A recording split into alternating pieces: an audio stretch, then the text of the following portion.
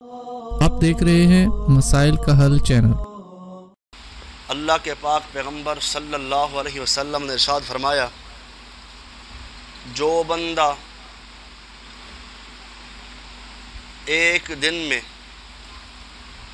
100 مرتبہ یہ تسبیح پڑھتا ہے، من قال سبحان اللہ و بحمدہ فی یوم 100 مرۃ، دن کے اندر 100 مرتبہ جو بندہ یہ تسبیح پڑھے گا، صبح پڑھ لے، شام پڑھ لے، دن کو پڑھ لے، رات کو پڑھ لے، ایک دفعہ 100 دفعہ ملا کے پڑھ لے اکٹھی، تو نبی علیہ السلام نے فرمایا اللہ رب العزت اس کے تمام گناہوں کو معاف کر دیں گے۔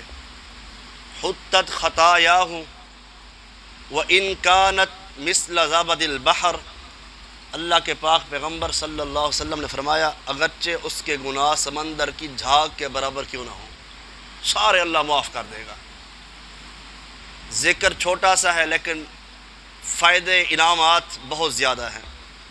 دوسری حدیث، اللہ کے نبی علیہ السلام نے فرمایا کہ میرے صحابہ، کیا میں تمہیں اللہ کا سب سے عظیم افضل کلام نہ بتاؤں جو اللہ نے مصطفی اللہ نے اس کلام کو چن لیا، لملائکت ہی اپنے فرشتوں کے لیے، او لعباد ہی اپنے بندوں کے لیے۔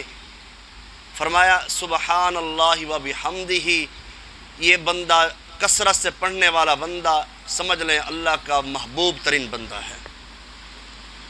ذرا عزیز وقار، ذکر چھوٹا ہے لیکن اجر بہت زیادہ ہے۔ آئیے آخری بات کی طرف چلتے ہیں۔ اللہ کے نبی علیہ السلام نے اسی ذکر کے بارے میں 3 فائدے بتائے ہیں۔ آج یہ فائدے آپ سن کر گھر میں جا کر بچوں کو بھی یاد کروائیں، گھر والوں کو بتائیں، خود بھی اس پر عمل کریں۔ کتنے فائدے بڑے؟ 3 اس حدیث کے اندر۔ اللہ کے نبی علیہ السلام نے فرمایا کہ جو بندہ رات کو سفر کرنے سے ڈرتا ہے، پہلے نمبر پر رات کو سفر کرنے سے ڈرتا ہے، دوسرے نمبر پر وہ بندہ خرچ کرنے میں بخیل ہے، خرچ نہیں کر سکتا، تیسرے نمبر پر اللہ کے نبی علیہ السلام فرماتے ہیں کہ جو بندہ دشمن سے ڈرنے کے لڑائی کے وقت بزدل بن جاتا ہے، جب دشمن اس کے سامنے ہو وہ بزدل ہو جاتا ہے، تو اس کو چاہیے کہ وہ کثرت سے سبحان اللہ و بحمدہ کا ذکر کیا کرے۔ کثرت سے سبحان اللہ و بحمدہ کا ذکر کرے گا۔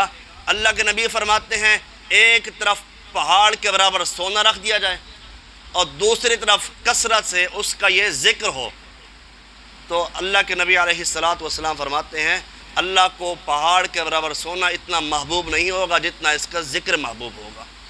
تو اس لیے ہمیں ہر وقت اللہ کا ذکر کرنا چاہیے، اور ذکروں میں سے یہ ذکر اللہ کو پسندیدہ ہے، سبحان اللہ و بحمدہ۔